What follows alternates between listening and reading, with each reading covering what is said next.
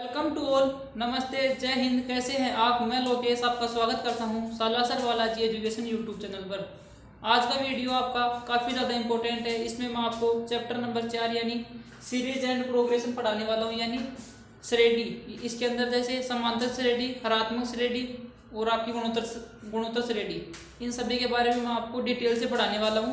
तो आपको वीडियो को कम्प्लीटली वॉच करना। आज आपको मैं एपी के बारे में बताऊँगा, यानी समांतर श्रेणी।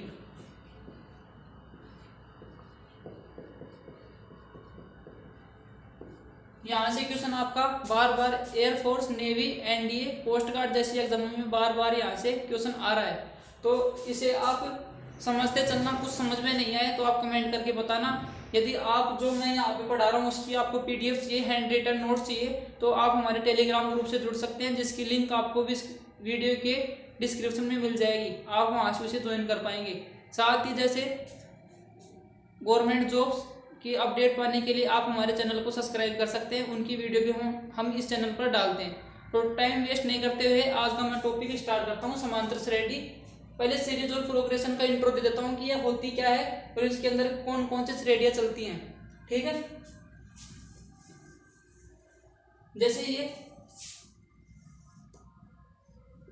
जैसे आपकी एपी, एक होती है आपकी जीपी, एक होती है आपकी एचपी और एक होती है आपकी एजीएच, मतलब तीनों मिक्सअप होती है। इसमें ये होती है आपकी समांतर श्रेणी। ठीक है, इसे बोलते हैं गुणोत्तर श्रेणी, इसे बोलते हैं हरात्मक श्रेणी। ये तीनों का मिक्सअप हो जाएगा, यानी समांतर, गुणोत्तर और आपका हरात्मक, ये तीनों मिक्सअप हो जाएगी। यानी इसको ये आपको लास्ट में बताऊंगा। सबसे पहले ये पढ़ाऊंगा, फिर गुणोत्तर श्रेणी, फिर हरात्मक श्रेणी। अब स्टेप बाय स्टेप देखते हैं कि ये होती क्या है समांतर श्रेणी, गुणोत्तर श्रेणी और हरात्मक श्रेणी। एक एक एग्जाम्पल से देखेंगे और फिर समझते चलना।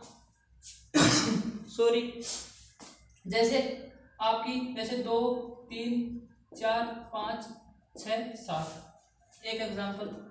दूसरा एग्जाम्पल जैसे 2, 4, 6, 8 ऐसे चल रहा है।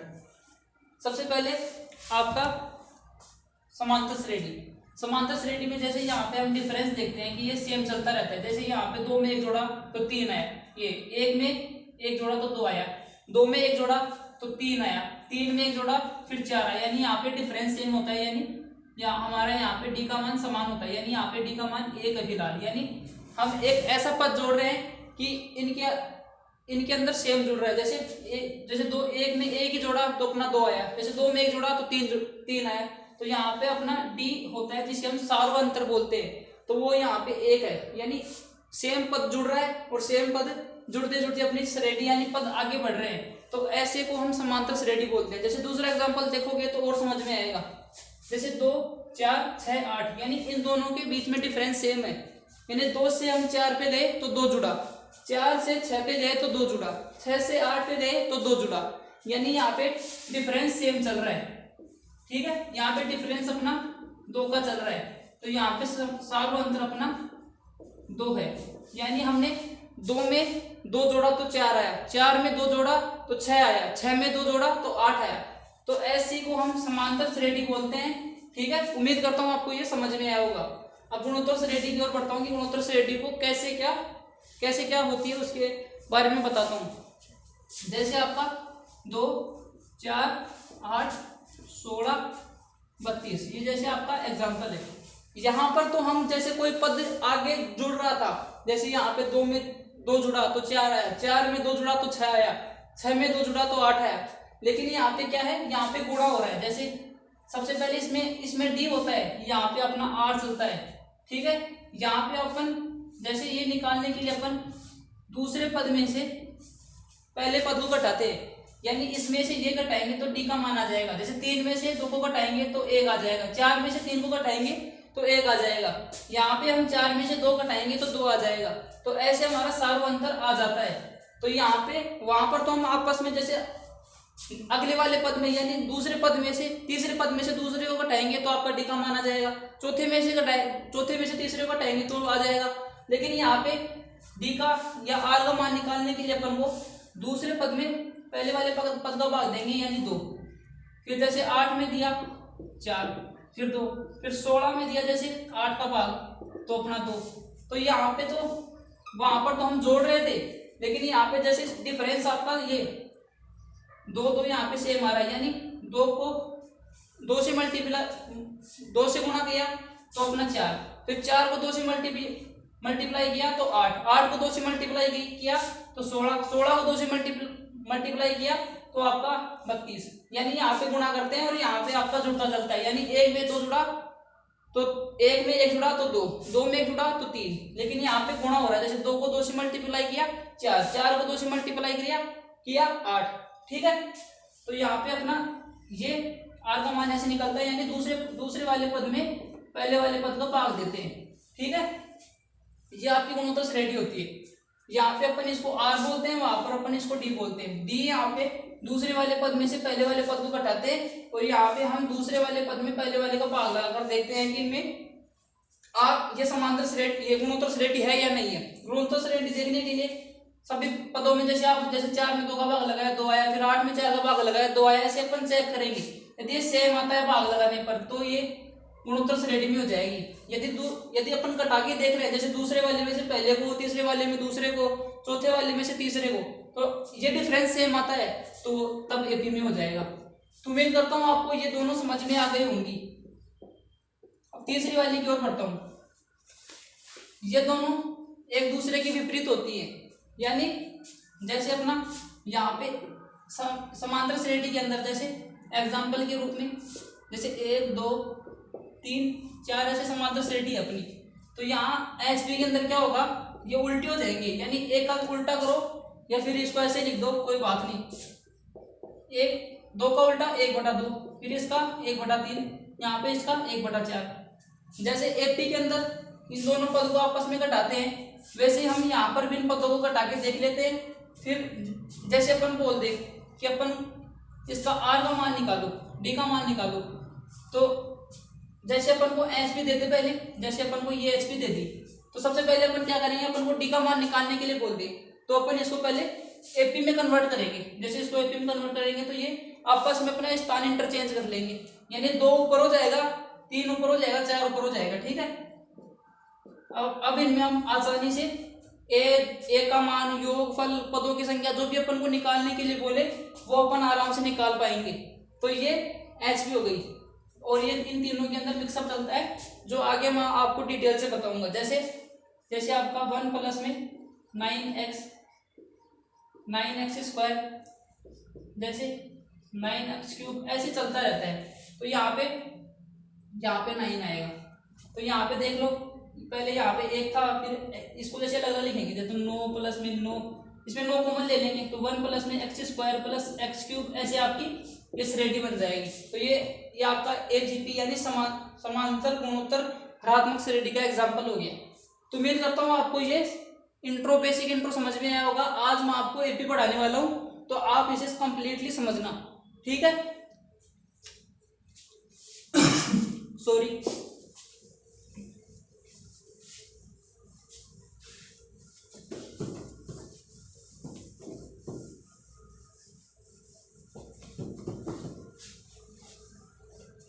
आज आपका एपी होने वाला है, यानी समांतर श्रेणी, अंग्रेजी में अर्थमेटिकल प्रोग्रेशन।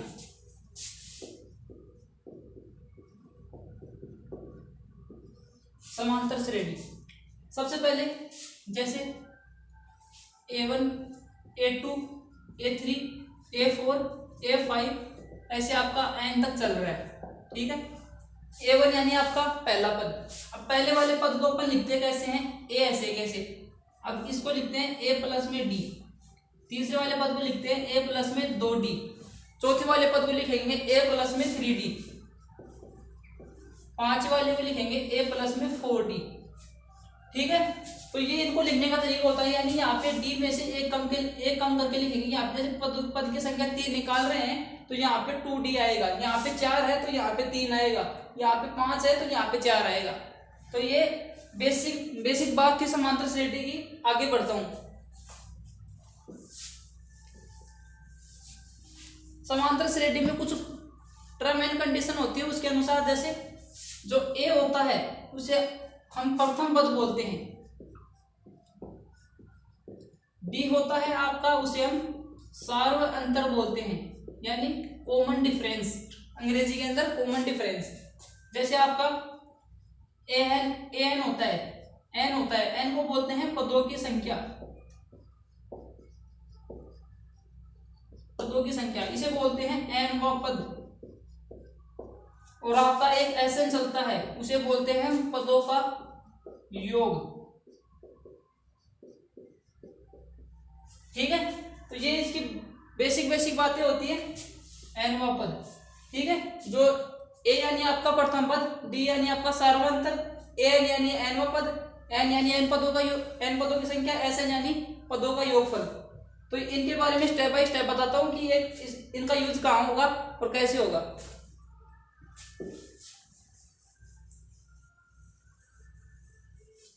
जैसे आपका एक सूत्र चलता है ए प्लस में एन माइनस का 1 इंटू डी, ये अपना ए एन के बराबर होता है, यानी ये सूत्र आपका काफी ज्यादा काम में आने वाला है। ये आपका होता है एन व पद, इसे बोलते हैं आपका प्रथम पद, इसे बोलते हैं पदों की संख्या, जो कि मैंने आपको भी बताया है, इसे बोलते हैं हम सार्वंतर, जो कि बेसिक बातें थी जो मैंने आपको शुरू में बता दिया है।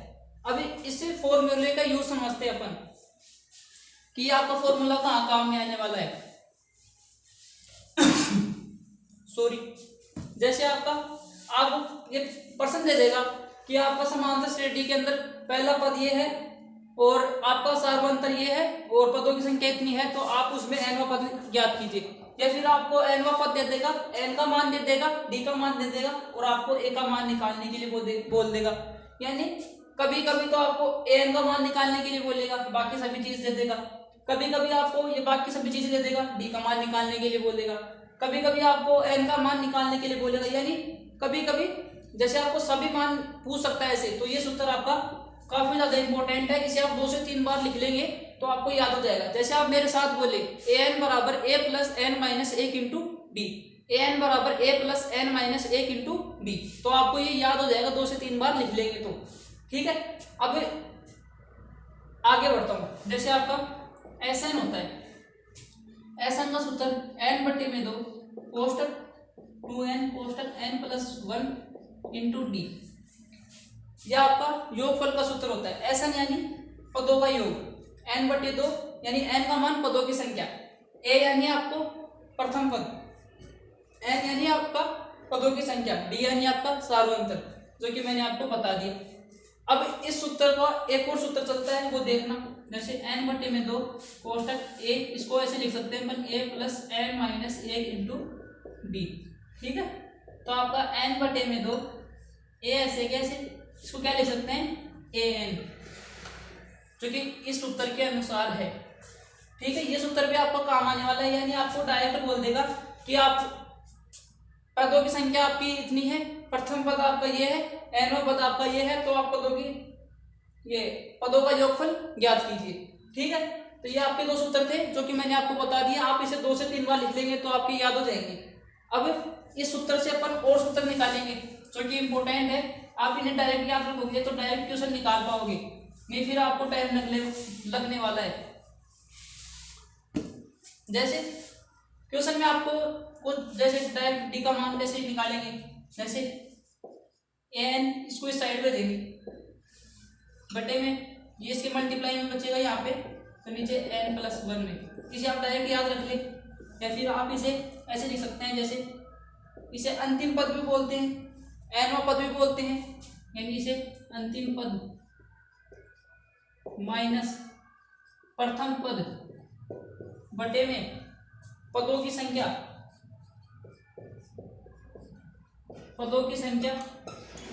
प्लस में 1। इसे आप डायरेक्ट याद रखेंगे तो काफी बढ़िया रहेगा, ठीक है।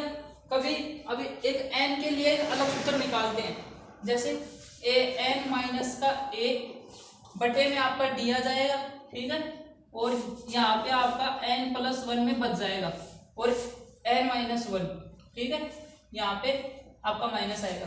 अब एक को इस साइड भेज देंगे, यानी ए एन माइनस का ए बटे में डी प्लस में 1 और इधर आपका n, तो ये आपका एक और सूत्र हो गया, ठीक है। आप इन्हें डायरेक्ट याद रख सकते हैं, जैसे n का मान आप डायरेक्ट निकाल पाएंगे इससे, तो आपको क्वेश्चन जल्दी सोल्व हो पाएगा, आपको इतनी झंझट नहीं करनी पड़ेगी।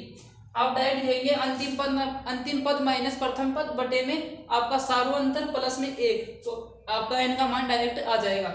और यदि d का मान निकालना चाहिए डायरेक्ट, तो अंतिम पद माइनस आपका प्रथम पद बटे में पदों का योग, पदों की संख्या यहाँ पे -1, ठीक है। समझ में आ गया होगा आपको। अब इसके एग्जाम्पल के बारे में बात करता हूँ, इन क्वेश्चन पर, इन सूत्र पर आपका क्वेश्चन कैसे आ सकता है।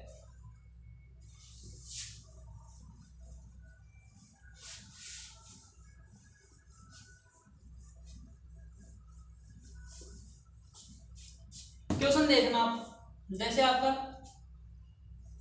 एग्जाम्पल, जैसे आपको बोल देगा कि आपका समांतर श्रेणी का छठवां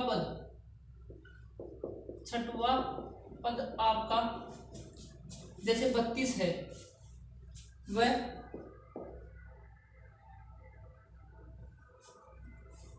आपका 16वां पद 38 है, 38 हो तो 13वां पद ज्ञात करो। ये आपका ऐसे प्रश्न एग्जाम में आ जाता है, तो ऐसे प्रश्न को कैसे सोल्व करेंगे, सभी आप स्टेप बाय स्टेप देखते चलना। ऐसे क्वेश्चन आपके एग्जाम में बहुत ज्यादा आते हैं, एयरफोर्स, कोस्ट गार्ड, नेवी जैसी एग्जामों में ज्यादा आते हैं, तो आप इसे देखते चलना कैसे मैं इसका सॉल्यूशन कर रहा हूँ, तो उसी हिसाब से आपको करना है। जैसे छठवां पद, जैसे मैंने आपको क्या बताया, जैसे A1, A2, A3, A4, A5, ऐसे आपकी n तक आपकी समांतर श्रेणी है, ठीक है। तो मैंने आपको क्या बताया, इसे तो हम प्रथम पद बोलते हैं। जो नेक्स्ट पद होता है उसे अपन क्या लिख सकते हैं, a प्लस में d, यानी ये आपका दूसरा पद था, तो उसमें यहाँ पे d एक कम लिखा, यानी यहाँ पे 2 थे तो यहाँ पर अपने 1 d लिखा। यहाँ पे जैसे तीसरा पद है तो यहाँ पे अपन ने a प्लस में 2d लिखा, यानी एक पद यहाँ पे 1 d कम लिखेंगे। ये आपका याद करने का तरीका हो जाएगा। यहाँ पे इसको a प्लस में 3d, इसको a प्लस में 4d, और इसको अपन a प्लस में n माइनस 1 इंटू डी, ठीक है। तो ये इसको लिखने का तरीका होगा। अब यहाँ पे बोल रहा है आपका छठवां पद, छठवें पद के लिए अपन क्या करेंगे, छठवां बोल रहे हैं तो यानी इस लाइन में आपका यहाँ पे छठवां पद है। अब यहाँ पे 6 आ रहा है तो अपन d का मान 1 कम लिखेंगे, यानी a प्लस में 5d बराबर में 32। अब 16 बोल रहा है तो यानी अपन एक पद 1 कम लिखेंगे, यानी a प्लस में 15d इज इक्वल टू 38। अब इससे हम a और d का मान निकालेंगे और फिर 13वें पद को अपन क्या लिख सकते हैं, a 13 को a प्लस में 12d। समझ में आया होगा आपको मैंने कैसे लिखा है, यानी यहाँ पे 13वां पद था तो यहाँ पे अपन ने 1 कम लिखा है, ठीक है। और यदि आप इसे ऐसे इस सूत्र से भी निकाल सकते हैं, जैसे a आपका ऐसे कैसे आपका 13 आपका यहाँ पे n का मान हो जाएगा 13 माइनस का 1 इंटू डी, a प्लस में आपका 12d। तो आप इतना लंबा नहीं करके आप इसे डायरेक्ट याद रखें ऐसे ट्रिक से, जैसे मैंने आपको बताया। जैसे यहाँ पे 6 था तो अपने यहाँ पे 1 कम करके लिखेंगे, जैसे मैंने यहाँ पे लिखा, ठीक है। अब इस क्वेश्चन को सोल्व करते हैं। तो आपके पास 2 समीकरण बन गई, इसे समीकरण 1 दे दे, इसे समीकरण 2 दे दे। अब इनमें अपन डी का और ए का मान निकालेंगे, यहाँ पे अपन चिन्ह चेंज करेंगे, तो यहाँ से आपका ये कट गया, यहाँ से आपका 10d बचा और यहाँ से आपका माइनस का 6 बचा, ठीक है, माइनस का 6। तो यहाँ से माइनस हट गया, d बराबर में आपका 6/10 यानी आपका 3/5। d का मान आपका आया 3/5। अब इसको समीकरण 1 या फिर 2 आप किसी में भी रख सकते हो और a का मान निकालिए। तो a प्लस में ए प्लस में आपका 5d बराबर में 32 मैंने समीकरण 1 में रख दिया है। ठीक है, तो ए का मान कितना था निकालना अपन को, ए ऐसे कैसे, डी का मान मैंने क्या निकाला 6/10, फिर इसको निकाला यानी काटा इसको तो 3/5 और यहाँ पे भी मैंने लिख दिया है। तो यहाँ पे आपका 3/5, यहाँ पे आपका 32, 5 से 5 कर लिया, ए प्लस में 3 बराबर में 32, तो ए बराबर में आपका 29 आपका यहाँ पे राइट आंसर आ जाएगा। ठीक है, अब यहाँ पे अपन को पूछा 13 पद ज्ञात कीजिए, तो 13 पद मैंने लिखने का तरीका क्या बताया, यहाँ पे 13 बोल रहा है तो अपन को डी में से एक कम करना होगा, यानी ए प्लस में 12d, 14 बोलता तो ए प्लस में 13d। ठीक है, 13 को कैसे लिखेंगे, ए प्लस में 12d, ए का मान आपका 29, 12 इंटू 3/5। ठीक है, अब इसे अपन सोल्व कर लेंगे, 29 ऐसे कैसे अपना ये 36 बटे में, अब मल्टीप्लाई कर लेंगे अपना 9 पंजे 45, 10 145 और यहाँ पे 36/5, एक ऐसे कैसे ये हो गए 17, 1 18। अब इसमें भाग देके अपन आगे सोल्व कर लेंगे।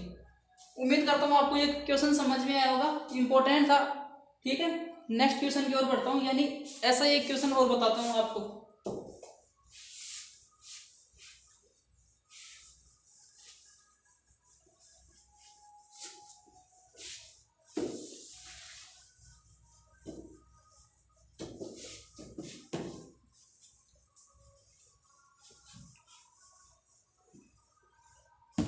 जैसे आपका एक और क्वेश्चन देखना आप, जैसे बोल देगा समांतर श्रेणी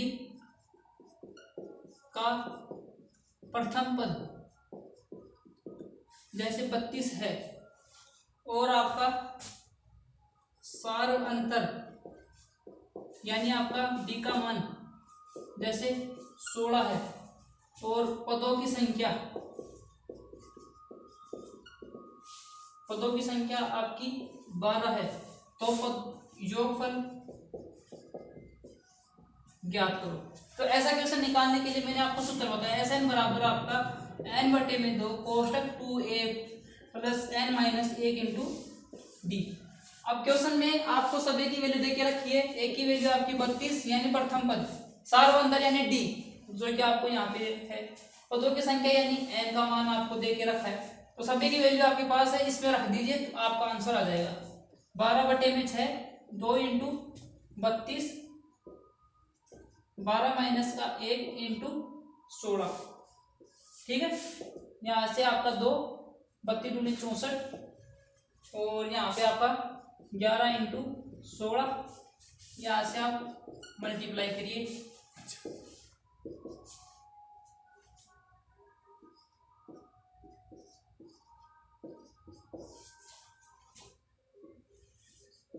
ठीक है, ये आपका मल्टीप्लाई हो गया, इसमें 64 जोड़ना आपको 13, 1 14 और ये 2 200, तो इसको 2 से मल्टीप्लाई भी करना है, तो ये आपका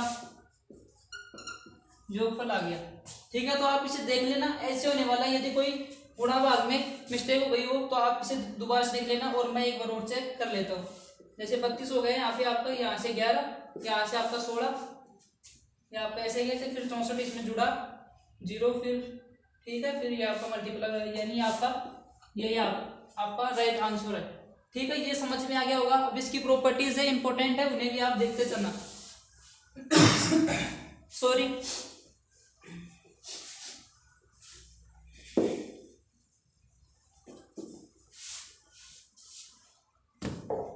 जैसे प्रॉपर्टीज, इसकी प्रॉपर्टीज इंपॉर्टेंट है, इन पर डायरेक्ट क्वेश्चन आ रहा है आपका एग्जाम में। पहली प्रॉपर्टी, जैसे आपकी समांतर श्रेणी जैसे 2 4 6 8, ठीक है, ये आपकी समांतर श्रेणी है। अब इसमें इसको व्यक्त करने का एक तरीका होता है, इसको हम हटा लेते हैं एक बार।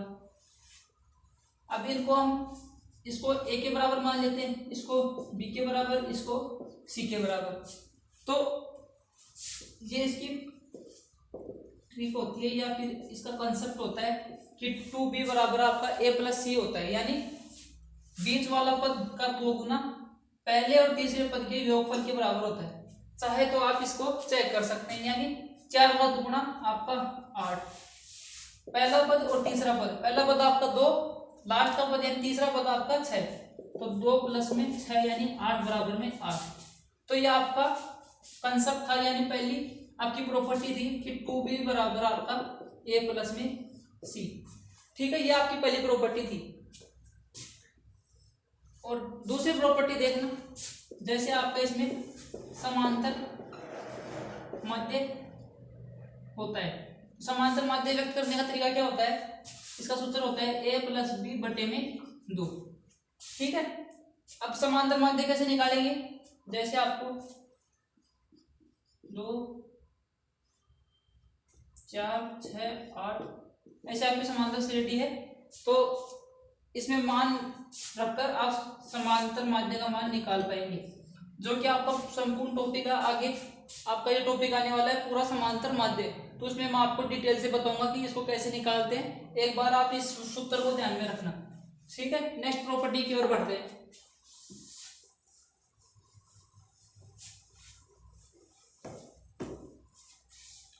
नेक्स्ट प्रॉपर्टी,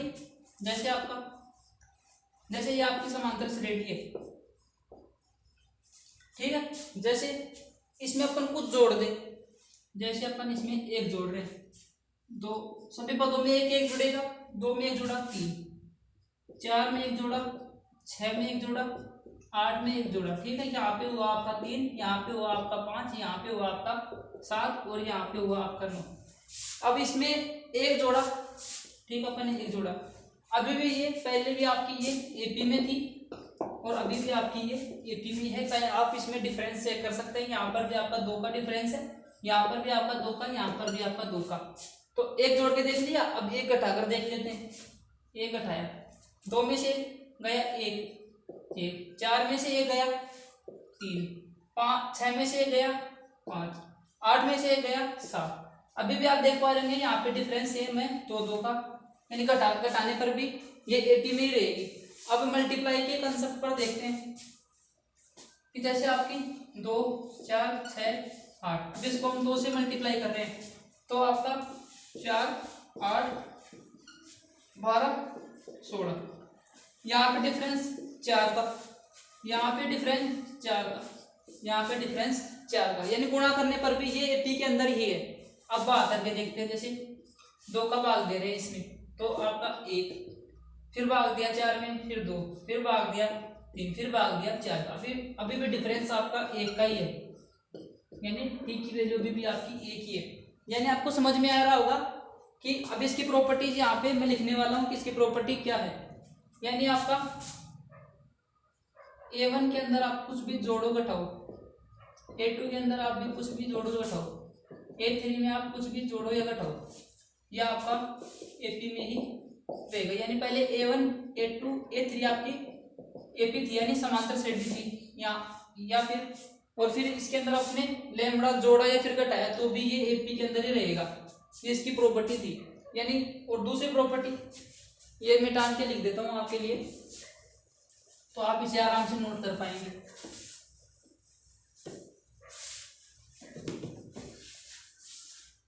जैसे सबसे पहले मैंने क्या बताया आपको कि पहले आपकी A1 A2 A3 A4 ऐसे आपकी n तक है। इसमें आपने कुछ भी जोड़ा, A1 A2 या फिर घटाया, ऐसे lambda A3 plus minus lambda, ऐसे AN प्लस माइनस का लेमड़ा। ठीक है, आपने कुछ भी जोड़ा या कुछ भी घटाया फिर भी ये आपका AP में ही रहा। ये पहली प्रॉपर्टी। ठीक है, 2 पहले बता दिए, तीसरी आपकी, चौथी आपकी, जैसे इसमें A1 को मैं गुणा करूं या फिर इसमें भाग करूं कोई लेमड़ा का, A2 में भी गुणा करूं या फिर भाग करूं, ठीक है, लेमड़ा का, या फिर A3 में भाग करूं या फिर गुणा करूं, जो भी आपका गुणा करूं पहले फिर या भाग करूं, दोनों में से एक चीज करना पहले, दोनों एक साथ नहीं हो पाएंगे। ठीक है, लेमड़ा तो ये फिर भी AP में ही रहेगा। तो ये 4 प्रॉपर्टी थी। ठीक है, 5वीं प्रॉपर्टी की ओर बढ़ता हूं।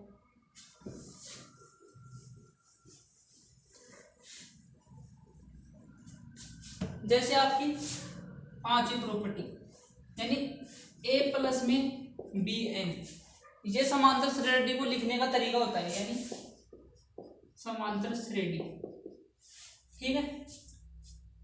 अब इसमें डायरेक्ट डी का मान 2b के बराबर में होता है, यानी जैसे आप देखना, जैसे आपका 2 + 3n, ये आपको मैंने पर्सन में दे दिया।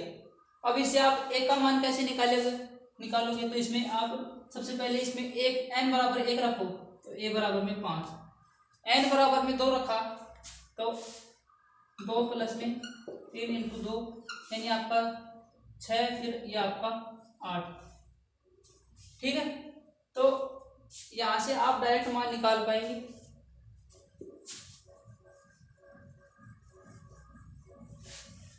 ठीक है, ये मतलब समांतर श्रेणी को लिखने का तरीका होता है a + में bn, यानी ये आपकी समांतर श्रेणी होगी, यानी d बराबर में आपका 2b, यानी आप इसमें डायरेक्ट मान निकाल पाएंगे।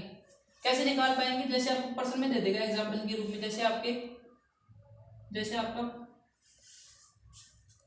2 + में 3n आपकी एक समांतर श्रेणी है, तो आप इसमें जैसे पहले n बराबर आप इसमें n 1 रखो, n बराबर में 1, तो आपके समांतर श्रेणी से 6 हो गया। n बराबर में जैसे आपने 2 रखा, तो ये आपका यहाँ पे 2 + में 3 × 2, फिर ये 6, तो यहाँ पे आपका 8, 3 रखोगे n बराबर में 3, तो 2 ऐसे कैसे आपका 3 × 3, तो ये आपका 9 + में 2 यानी 11। अब इनको आप एक जगह लिख लो, यानी 6 8 11, ठीक है। n बराबर यहाँ से आपका 1 रखा तो आपका 5 है, ठीक है। यहाँ से आपने 5 रखा तो आपका ये आया, तो यहाँ से आपका a का मान आपका 5 और b का मान मैंने आपको क्या बताया 2b, यानी यहाँ से आप ये घटाओगे तो 3 आपका और d बराबर में आपका 2b है, ठीक है, यानी आपका 6। तो इस प्रॉपर्टी को मैं आपको कल दोबारा से क्लियर करवाने वाला हूँ, आप इसे एक बार रहने देना, ठीक है। 4-5 प्रॉपर्टीज को आप ध्यान में रखना, इस 5 प्रॉपर्टी को थोड़ा कंफ्यूज है तो मैं आपको इसको कल बताने वाला हूँ, ठीक है। आप इसे याद नहीं रखें या फिर आप इसे नोट नहीं करें, ठीक है।